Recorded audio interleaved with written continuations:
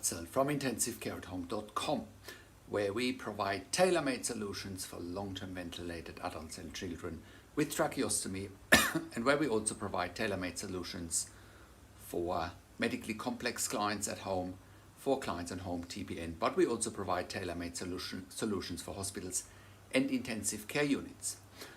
Today I want to talk about, is the NDIS trying to kill adults and children on invasive and non-invasive ventilation, as well as children and adults on a tracheostomy?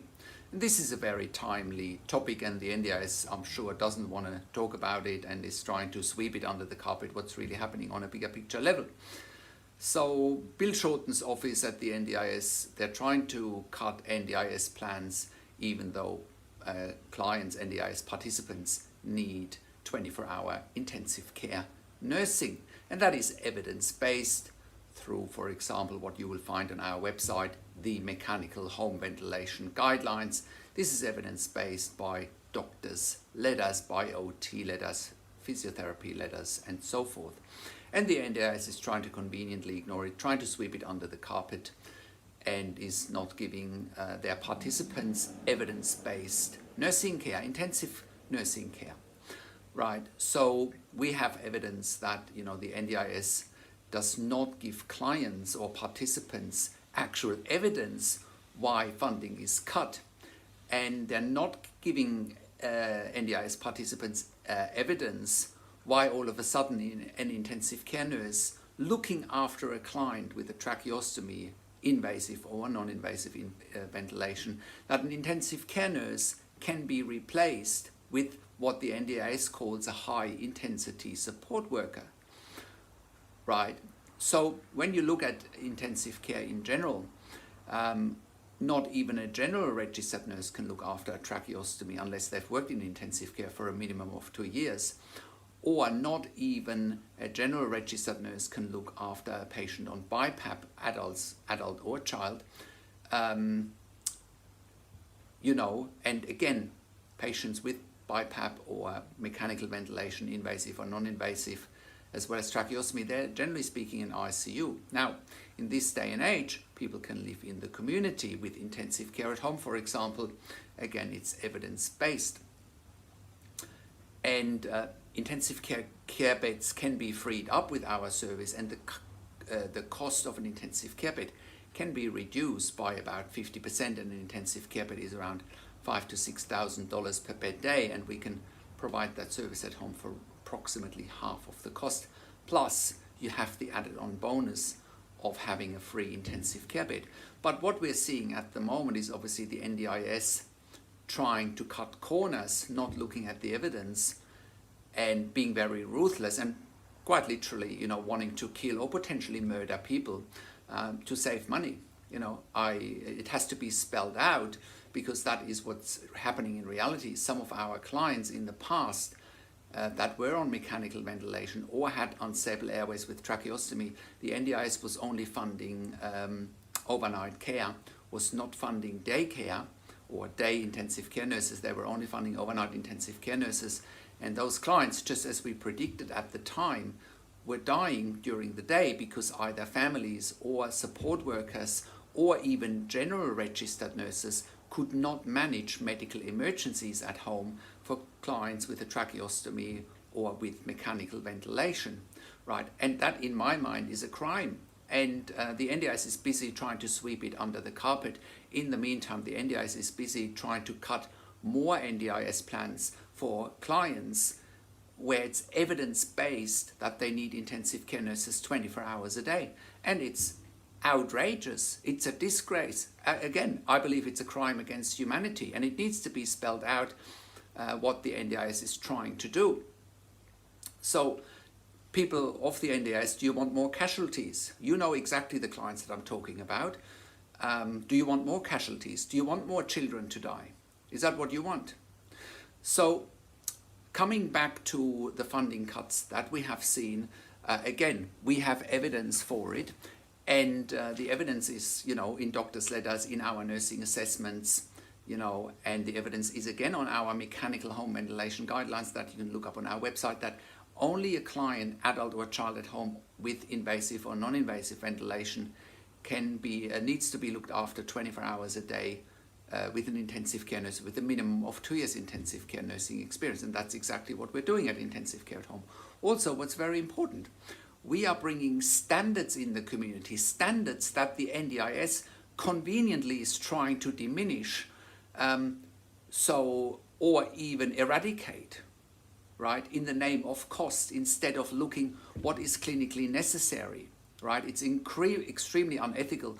And in a hospital, for example, standards are there for a reason, and we are doing the same in the community, and the NDIS is trying to undermine it, again, trying to kill people, and it's an absolute disgrace.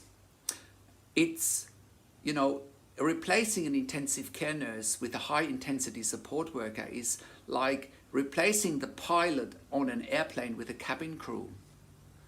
That's the best comparison that I've come up with. Let me repeat this. So if you're going on an airplane and you want to fly from, you know, from London to Sydney, or from Sydney to Los Angeles, and you're sitting on the airplane and you're getting ready, and all of a sudden you get someone is telling you, oh, by the way, the pilot can't fly. We will just put the stewardess and let the stewardess fly the airplane. That's very similar to when the NDIS is trying to cut funding for an intensive care nurse and is putting a high intensity support worker in charge, right? That's like the blind leading the blind, and the chances that someone will die are very high, and we have the evidence for it. And again, the NDIS is busy trying to sweep it under the carpet, but we will not stop in advocating for our clients and what's clinically relevant, and so that we can continue freeing up intensive care beds for more critically unwell people, right?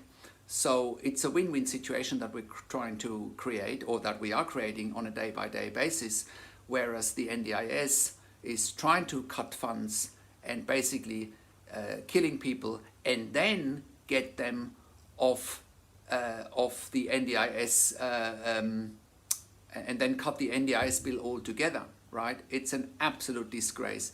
It's outrageous, and it needs to stop. I believe we are here talking about medical negligence, and also there's also departments of health that should step in.